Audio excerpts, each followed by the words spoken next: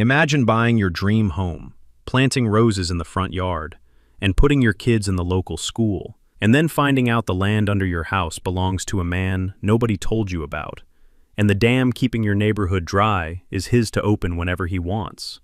That's what 79 families learned the hard way when a developer used a fake survey and a friendly HOA president to build an entire subdivision on my family's 300-acre property. I could have stopped construction on day one. I had the deed. I had the title chain. I had a lawyer ready to file an injunction before the first foundation was poured. But I didn't stop them. I let them build every house, sell every lot, move every family in. And when the judge declared the whole development was on my land, I drove down to the dam my grandfather built in 1958, put my hand on the valve he'd installed with Army Corps approval, and opened it. 60 acres of water poured into the valley, and 79 homes found out what a floodplain looks like without a dam. Stay right here. You're going to want to hear how this ends. The land sits in the Watauga River basin of Upper East Tennessee, about 20 miles southeast of Johnson City. 312 acres of rolling pasture, hardwood forest, and bottomland that follows Stony Fork Creek from the ridgeline down into a broad, flat valley that locals have called the Kettle since before the Civil War. The name fits. The valley sits in a natural bowl, hills on three sides, a narrow gap on the south end where the creek used to flow out toward the Watauga. My great-grandfather, Emmett Pace, bought the land in 1931. He was a farmer, a moonshiner when the occasion called for it, and the kind of man who never signed a document he hadn't read 3 times. He raised cattle in the upland pastures and grew corn and tobacco in the bottomland. The Kettle flooded every spring, sometimes 4 feet of standing water for weeks, and Emmett knew it. He worked around it. He planted late, harvested early, and kept his barns on the high ground. In 1958, my grandfather, Dale Pace, decided to do something about the flooding. He worked with the Soil Conservation Service, what's now the NRCS, to build an earthen dam across the narrow gap at the south end of the valley. The dam was 22 feet high, compacted clay core, stone-armored spillway on the west side, and a 36-inch reinforced concrete low-level outlet pipe with a manually operated gate valve. The SCS helped with the engineering. Granddad supplied the labor and the land. The project took 2 years. By 1960, the dam impounded a 60-acre reservoir that my family called Pace Lake, a wide, shallow body of water that controlled flooding, watered cattle, and held more crappie and largemouth bass than any lake in the county. Every document related to that dam, the SCS engineering plans, the construction permits, the land survey, the maintenance logs, was filed with the county and the state. The dam sat entirely on Pace family land. The reservoir sat entirely on Pace family land, and the 300 acres of valley, pasture, and forest surrounding it sat entirely on Pace family land. There was no ambiguity. There was no shared boundary. There was no question. My father, Roy Pace, inherited the property in 1989. He maintained the dam, kept the valve functional, cleared the spillway every fall. He died in 2016, and the whole thing came to me.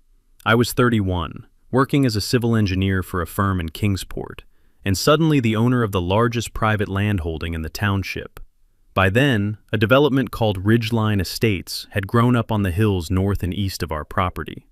Started in the early 2000s as a small cluster of retirement homes. By 2016, it had 160 houses, a clubhouse, a pool, and an HOA run by a woman named Connie Dressler. Connie was a retired insurance adjuster from Charlotte, who had moved to East Tennessee for the mountain air and stayed for the power. She ran the HOA like a personal franchise. Annual dues, architectural review, landscaping mandates, the whole playbook. And she had her eye on the Kettle. The first sign of trouble came in the spring of 2018.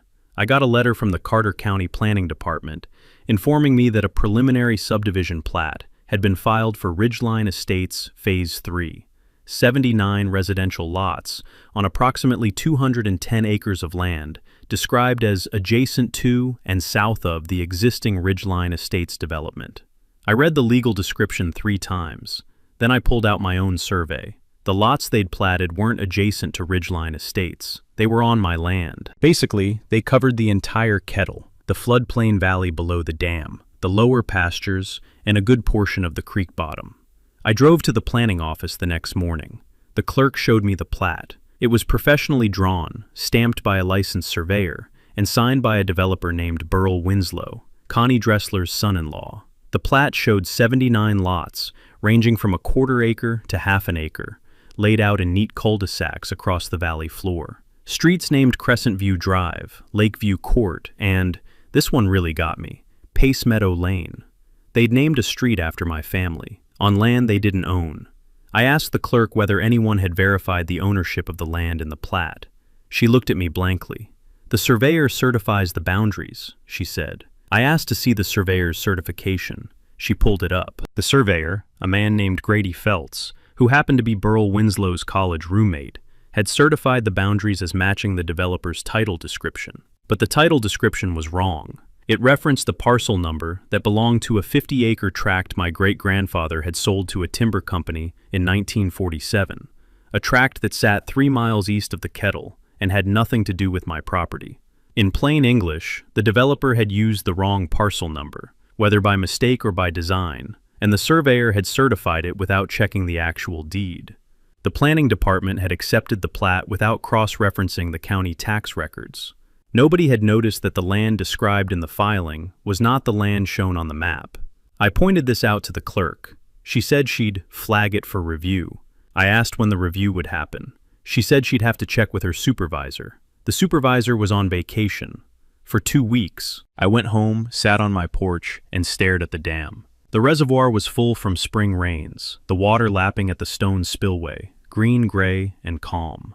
Somewhere below that dam, in the valley that had flooded every spring for 1,000 years before Granddad stopped it, somebody was planning to build 79 houses. I called my attorney that afternoon, a property lawyer in Johnson City named Frank Wilder. Frank had handled my father's estate and knew the Pace land inside and out. I told him what I'd found. He was quiet for a long moment, then said, "Colton, that's either the dumbest clerical error I've ever seen, or the most brazen land grab in Carter County history." He told me to do nothing yet. File nothing. Say nothing. Just document everything and let him pull the title chain. He said if the plat was based on a bad parcel number, the entire subdivision approval could be voided, but only if we caught it at the right time, in the right way, with the right evidence. So I waited. I took photos of the survey stakes. I recorded GPS coordinates. I saved every document. And I watched. By June, construction had begun. Not the quiet, tentative kind, where a crew tests the soil and sets a few forms. The aggressive kind, bulldozers, graders, excavators. A fleet of dump trucks hauling fill dirt into the Kettle to raise the grade level for the home pads. They cut a construction road through the lower pasture, flattened 3 acres of bottomland hardwoods, and began pouring concrete foundations before the summer solstice. I watched all of it from the ridge. Every morning, I'd drive my truck to the overlook, where Granddad used to park when he checked the cattle, and I'd sit there with my coffee and my binoculars, watching heavy equipment reshape land my family had worked for 90 years. It was surreal, like watching someone rearrange the furniture in your house while you stand in the doorway. Frank Wilder was working the legal angle. He'd pulled the full title chain and confirmed what I already knew. The parcel number on the subdivision plat didn't match my land, but the physical description on the surveyor's map did. The developer had essentially filed paperwork for one piece of land and started building on another. Whether Burl Winslow had done this deliberately, or whether Grady Feltz had simply botched the survey, the result was the same. 79 homes were being built on land owned by Colton Pace, without Colton Pace's knowledge or consent. Frank filed a quiet title action in July. He also filed a lis pendens, a legal notice attached to the property records warning anyone who checked the title that the ownership was in dispute. The lis pendens was public record. Any competent title company doing a search for a home buyer would find it. But here's the thing about developments that move fast. The title searches weren't happening yet. Burl Winslow was selling lots off the plat before the homes were built. Pre-construction sales to retirees and young families who trusted the Ridgeline Estates name and Connie Dressler's reassurance that everything was fully permitted and legally sound. By the end of August, 43 of the 79 lots had been sold. Buyers had put down deposits. Some had secured construction loans. A few had already broken ground on custom homes. None of them knew they were building on my land. I could have stopped it. Frank told me I had grounds for an emergency injunction that would have halted all construction within a week. A judge would have looked at the title discrepancy, the lis pendens, and the unauthorized grading on my property, and shut the whole thing down. But I didn't file the injunction. And here's why. If I stopped construction in August, the developer would lose money on the grading and the road work, maybe a few $100,000. The HOA would blame me. The buyers would be inconvenienced, but would get their deposits back. Connie Dressler would spin the whole thing as a land dispute and come out looking like a victim. But if I waited, if I let them finish building, let them sell the homes, let them move families in, let the HOA collect dues on 79 new addresses, then the full weight of the fraud would land on Burl Winslow, Grady Feltz, and Connie Dressler. The title insurance companies would be on the hook. The county would have to answer for approving a plat on the wrong parcel. And every buyer would learn the truth not from me, but from the legal system. Frank looked at me across his desk and said, "You understand what you're doing? You're letting them build a neighborhood on your land so the consequences are bigger when the truth comes out." I said, "No, Frank. I'm letting them dig a hole so deep they can't climb out." He leaned back in his chair, took off his glasses and said, "Your grandfather would have done the same thing." By the fall of 2018, Connie Dressler was running Ridgeline Estates, Phase 3, like it was her personal kingdom's expansion. She'd set up a model home on Lot 12, a 4-bedroom craftsman with a wraparound porch and a view of the reservoir. She hosted open houses every weekend, serving sweet tea and handing out brochures that described the neighborhood as a lakefront community with unmatched natural beauty and a strong HOA presence. Lakefront. She was selling my reservoir as a feature. She was marketing my family's water to strangers who thought they were buying into a professionally developed subdivision. The brochures even had a section titled Community Amenities that listed the lake, walking trails around the shoreline, fishing access, and a future kayak launch. None of these amenities existed. None had been permitted, and every single one of them would have been located on land I owned. Connie's marketing machine was relentless. She had a website with drone footage of the reservoir at sunset. She had testimonials from Phase 1 and Phase 2 homeowners praising the community atmosphere. She had a sales team of 3 agents working the model home in shifts. The average home price was $320,000. At 79 lots, the total development value was north of $25 million. $25 million of homes on land that cost the developer exactly $0 because he'd never bought it. Meanwhile, Frank Wilder had been busy.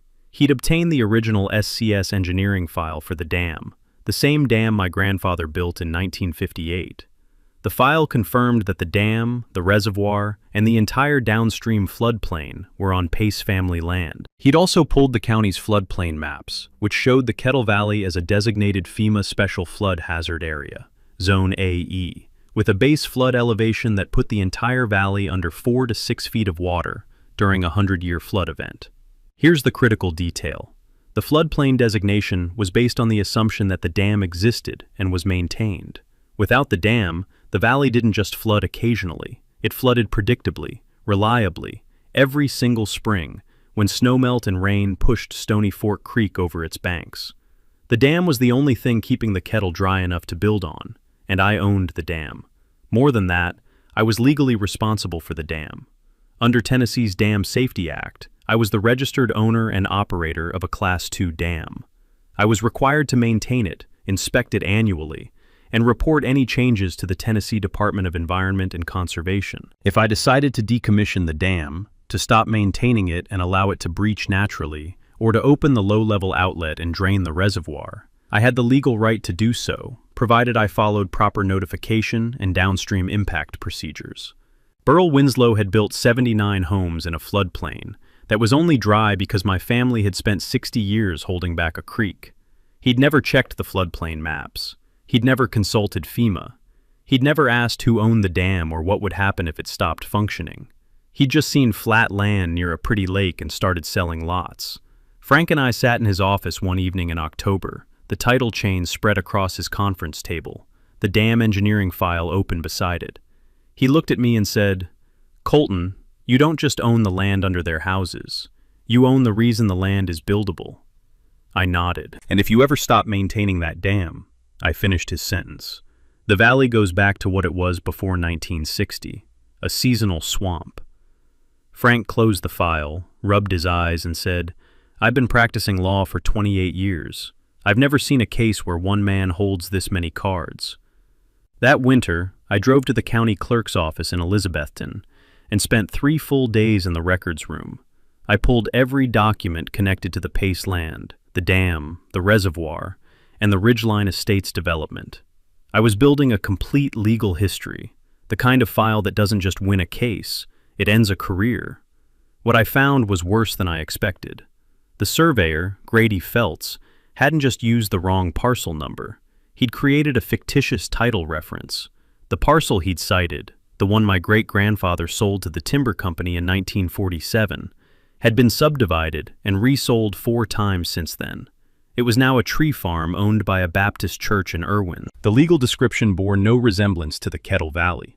Feltz had essentially manufactured a paper trail that connected the developer to land that had never been for sale.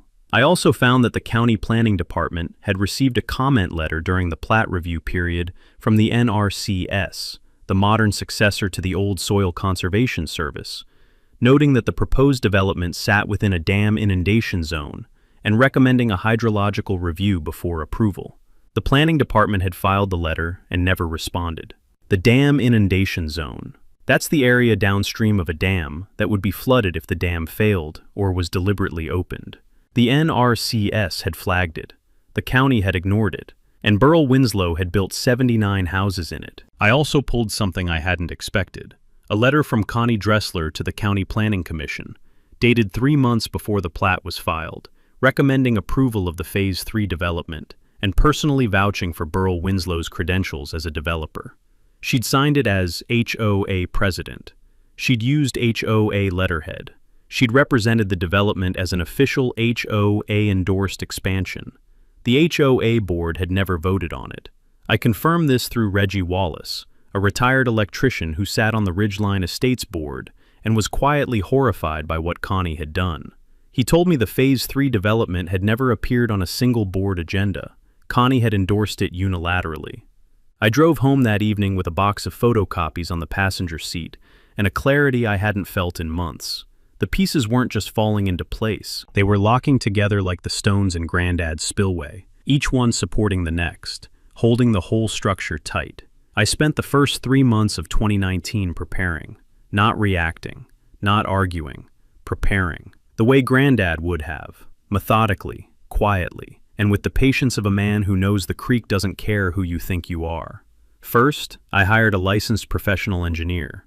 Not just any engineer, but a dam safety specialist named Hal Brevard out of Knoxville. Hal had inspected over 200 dams in Tennessee and had testified in 4 dam-related lawsuits.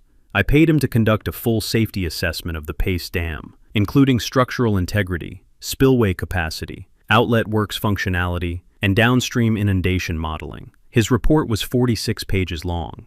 The dam was structurally sound. The spillway was functional. The low-level outlet gate valve operated correctly, and the downstream inundation analysis showed that if the dam were breached or fully drained, the Kettle Valley would experience water depths of 3 to 6 feet across the entire developed area, with flow velocities sufficient to damage foundations, flood basements, and render the homes uninhabitable during any sustained high water event. In plain terms, without the dam, the neighborhood drowns every spring. Second, I commissioned a new boundary survey, not from Grady Feltz, but from a firm in Kingsport with no connection to Burl Winslow or anyone in Carter County.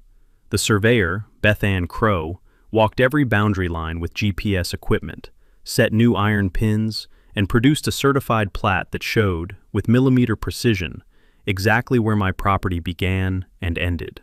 79 homes, 79 lots, every single one inside my boundary lines. Third, I filed a formal complaint with the Tennessee Board of Examiners for Land Surveyors against Grady Feltz, alleging fraudulent boundary certification. The complaint included his plat, my plat, the county records, and the fictitious parcel number. The board opened an investigation within 30 days. Fourth, Frank Wilder filed an amended quiet title action that named every party in the chain. Burl Winslow as developer, Grady Feltz as surveyor, Connie Dressler as HOA president who endorsed the development, the Carter County Planning Department for approving the plat without due diligence, and the title company that had issued policies on the lots. The lawsuit didn't ask for monetary damages. Not yet. It asked the court to declare, definitively and publicly, that the 79 lots in Ridgeline Estates Phase 3 were located on land owned by Colton Pace and had been developed without the landowner's authorization. Fifth, I filed a dam decommissioning notice with TDEC. The notice stated my intent to cease active maintenance of the Pace Dam and to open the low-level outlet valve to lower the reservoir level. The notice included Hal Brevard's inundation analysis, downstream impact assessment, and a notification plan for affected property owners. TDEC reviewed the filing and responded within 60 days. My maintenance obligations were voluntary, not mandatory, provided I followed proper notification procedures. I was within my rights. Sixth, I did something that mattered to me personally. I walked every inch of that valley, every cul-de-sac, every freshly poured driveway, every landscaped yard. I looked at the homes. Some were beautiful. Young families had moved in. Kids' bikes leaned against garage doors. An older couple had already planted rose bushes along their front walk. These weren't bad people. They were victims of a fraud they didn't know about. I felt for them. I did. But my sympathy was for the homeowners, not for the people who had put them there. Finally, I waited for the court date. Frank had requested a summary judgment hearing for June. The evidence was overwhelming. The title chain was fraudulent. The survey was fabricated. The county had ignored federal flood warnings. The HOA president had endorsed the whole thing without board approval. And the man who owned the land, and the dam that made it livable, was sitting quietly on a ridge, watching it all from the same spot his grandfather had watched the valley fill with water 60 years ago. By May of 2019, 73 of the 79 homes were occupied. The remaining 6 were under construction. Ridgeline Estates Phase 3 had its own entrance sign, its own mailbox cluster, its own recycling schedule, and its own Facebook group with 412 members. Connie Dressler had absorbed it into the main HOA, raised the annual dues by $300 per household, and appointed herself chair of the Lake and Recreation Subcommittee, a committee that existed solely to manage access to my reservoir. She'd installed a kayak rack on the eastern shore. She'd mowed a walking path along the waterline. She'd put up a sign that said, Ridgeline Estates Community Lake, residents only, with the HOA logo and her phone number at the bottom. My phone number was nowhere on it. Neither was my name. Neither was my deed reference. It was as if I didn't exist, as if the land, the lake, and the dam had materialized from thin air the day Connie decided she wanted them. The homeowners had no idea. To them, the lake was a neighborhood perk. They fished from the shore on weekends. They kayaked at sunset. They posted photos on the Facebook group with hashtags like #LakeLife and #RidgelineViews. A woman named Tammy posted a video of her golden retriever jumping off the dock into the water and got 236 likes. It was sweet, it was innocent, and it was happening entirely on my property. I didn't blame the homeowners. Not one of them had been told the truth. They'd bought homes based on a fraudulent plat, a fabricated survey, and the assurances of an HOA president who had endorsed a land grab for her own family's profit. When the truth came out, they'd be angry, but not at me, at the people who had lied to them. In late May, Frank called me with news. The court had scheduled the summary judgment hearing for June 19th. The judge assigned to the case was Raymond Tuttle, a senior circuit court judge known for being methodical, patient, and absolutely merciless when he smelled fraud. Frank said, Tuttle doesn't grandstand. He reads every page. He asks precise questions. And when he rules like a stonemason, every word placed to hold weight. I asked Frank if we were ready. He said, Colton, I've been a lawyer for 28 years. I've never walked into a courtroom with a stronger case. They built 79 houses on your land using a fake parcel number, a compromised survey, and an HOA endorsement that the board never approved. The county ignored a federal flood warning. The developer never verified ownership. And you own the dam that keeps the whole valley above water. If I can't win this case, I need to retire. I spent the weekend before the hearing on the cabin porch, looking at the reservoir. The water was high from spring rains. The spillway was running, a steady, silver sheet of water pouring over the stone lip and disappearing into the creek bed below. I could hear it from the porch, that constant, musical rush. Granddad used to say the spillway was the dam's voice. It told you how full it was, how strong it was, how much pressure it was holding. That night, it sounded like it was holding a lot. June 19th, Circuit Court of Carter County, Courtroom B. I wore a charcoal suit my father had bought me for my college graduation. Frank wore his usual, navy jacket, reading glasses on a chain around his neck, a briefcase that had more miles on it than most pickup trucks in the county. We arrived at 8:30. Burl Winslow showed up with 2 attorneys from a Nashville firm. Expensive suits, leather portfolios, the kind of lawyers who bill by the quarter hour and drive German cars. Connie Dressler sat in the gallery behind them in a cream-colored blazer, her arms crossed, her face set like concrete. Grady Feltz was not present. His attorney had filed a motion to be excluded, claiming Feltz was a peripheral party. Judge Tuttle denied the motion. Feltz was ordered to appear. He didn't. The judge noted it. The county planning department sent a representative, a nervous young woman named Elaine, who sat in the back row with a manila folder and the expression of someone who knows she's about to be asked questions nobody prepared her for.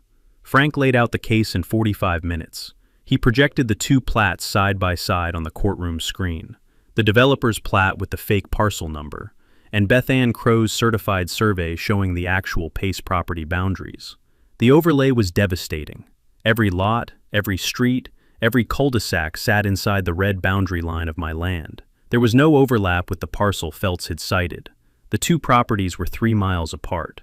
Frank presented the title chain. He presented the fictitious parcel reference. He presented the SCS dam file. He presented Hal Brevard's inundation analysis. He presented the NRCS comment letter that the county had ignored.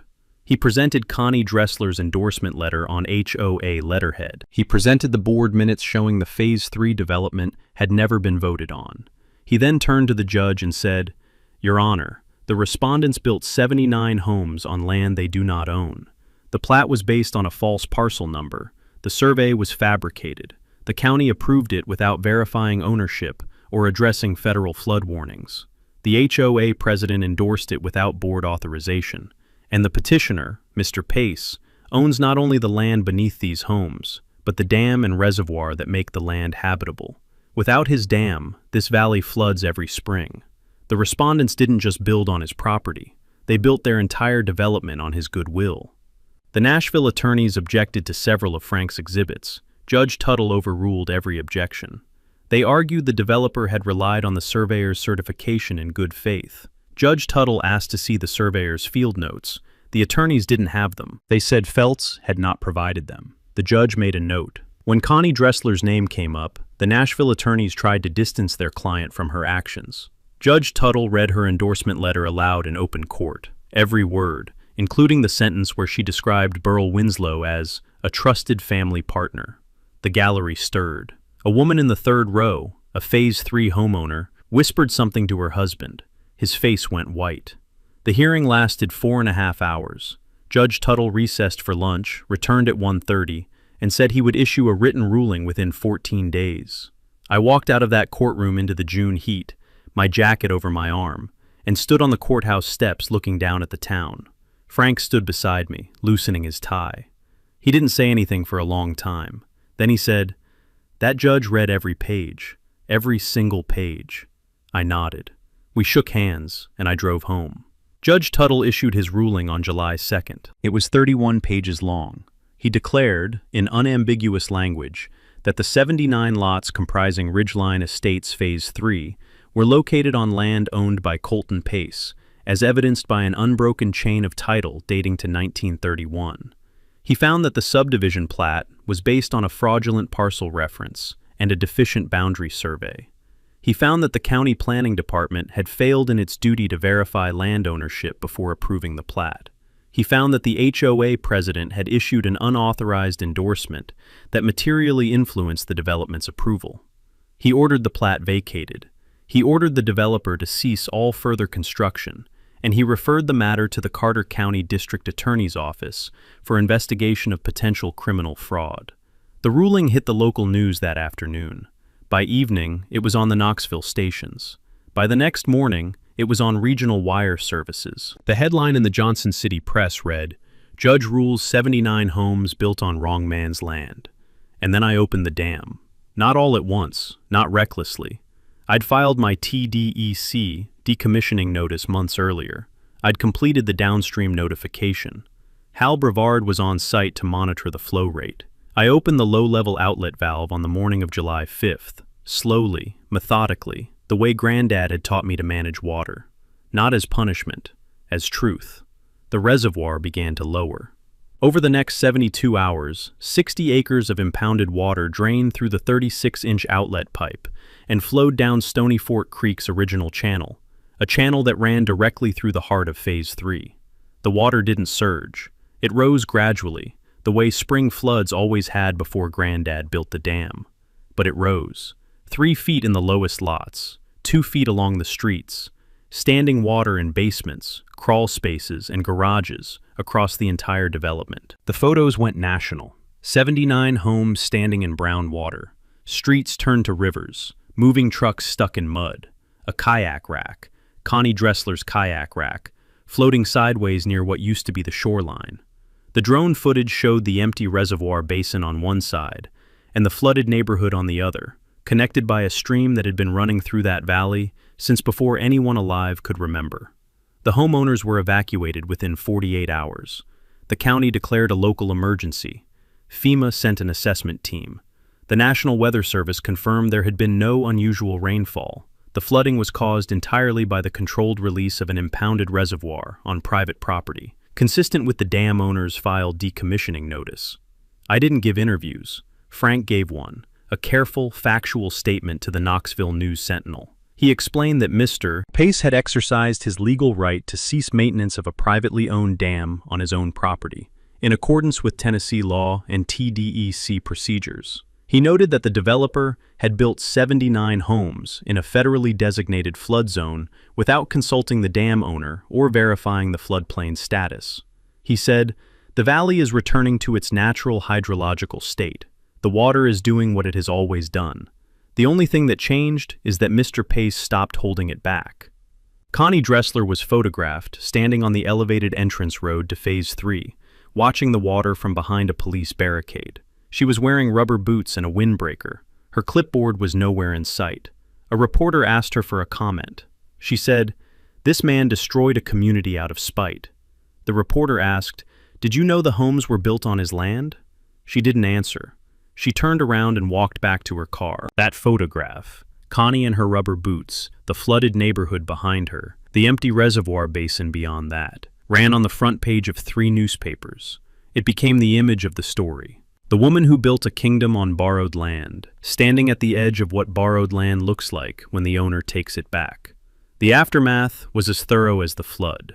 Burl Winslow's development company filed for bankruptcy in September. Grady Feltz lost his surveying license after the state board found he had knowingly certified a boundary survey based on a fraudulent parcel reference. He was also charged with 1 count of felony fraud. He pleaded no contest and received 2 years probation and a permanent ban from licensed surveying in Tennessee. Connie Dressler was removed from the HOA board in an emergency vote, 141-3. The county opened an ethics investigation into her endorsement letter. She and Burl Winslow were named as co-defendants in a class action lawsuit filed by 58 Phase 3 homeowners seeking recovery of their purchase prices, closing costs, and relocation expenses.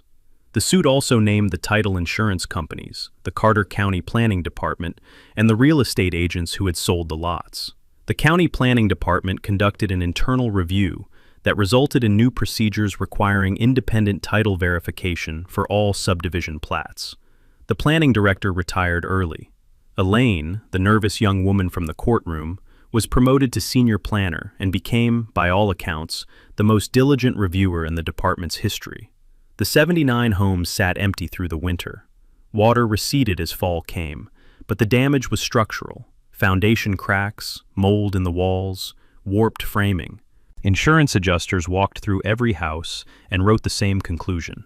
The homes were built in a floodplain without adequate flood protection, and the flood protection that had existed, my dam, had been a private structure that the developer had no right to rely upon.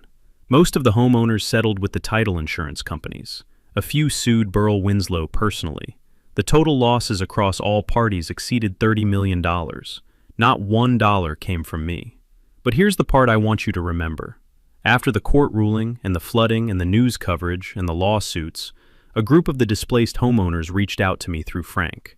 They weren't angry at me. They were angry at the people who had lied to them, but they wanted to know, was there any future for the land? I met with 7 of them on a Saturday morning at my cabin. I made coffee. We sat on the porch and looked down at the valley. The kettle, drained and muddy. The abandoned homes standing in rows like monuments to a bad idea. One woman, a schoolteacher named Grace, asked me what I planned to do with the land now. I told her the truth. I planned to let the valley go back to what it was. Wetlands, floodplain, the way it had been before Granddad dammed it. I'd work with the NRCS to restore the creek channel and establish a conservation easement. The land would be protected. No one would ever build on it again. Grace nodded. She said, "That sounds right." The conservation easement was recorded the following spring. 312 acres of Pace family land, protected in perpetuity. The creek runs free through the kettle now, the way it did before 1960. In spring, the valley floods gently, and the wetlands fill with herons, wood ducks, and more frogs than you can count. The old dam still stands. I left the structure intact as a historical feature, but the valve is open, and the water moves the way water is supposed to move. I put a bench at the top of the ridge, right where Granddad used to park. It faces the valley. On clear mornings, you can see the creek winding through the bottomland, silver in the early light. I sit there sometimes with my coffee and think about Emmett, who bought the land, and Dale, who dammed the creek, and Roy, who kept it all together, and me, who let it go. If your HOA has ever tried to build something on ground that wasn't theirs, whether it's a fence, a sign, or 79 houses, tell me about it in the comments. I read every single one. And if you haven't subscribed yet, do it now, because next week I'm telling you about the HOA president who tried to annex a veteran's property while he was deployed overseas. The whole base showed up at the board meeting. You do not want to miss that. What sticks with me about Colton's story isn't the flooding of the court ruling or the photograph of Connie Dressler in her rubber boots. It's the patience. 2 years of watching people build on his land, sell his land, landscape his land, and post sunset photos of his lake. And he never once lost his composure. He documented, he filed, he hired the right people, and he waited for the system to confirm that he already knew. That's the lesson. Your property is your property. The deed doesn't stop being valid because someone files a fake partial number. The dam doesn't stop being yours because someone puts a kayak rack on the shore. And the truth doesn't stop being true just because someone prints 500 brochures that says otherwise. Dressler thought she could absorb 300 acres into her HOA by sheer willpower and a cream-colored razor. Burl Winslow thought he could build a $25 million neighborhood without buying the land first, and Grady Fells thought no one would ever compare his flat to the real one. They were all wrong, and the water proved it. If your HOA has ever tried to take something that wasn't yet theirs, whether it's a fence line, a shared driveway, or an entire floodplain, tell me about it in the comments. I read every single one. And if you're not subscribed, hit that button now, because next week I'm bringing you to the story of the HOA president that tried to annex a deployed soldier's house while he was overseas. His entire unit showed up at the next board meeting in dress uniform. Trust me, you don't want to miss that one.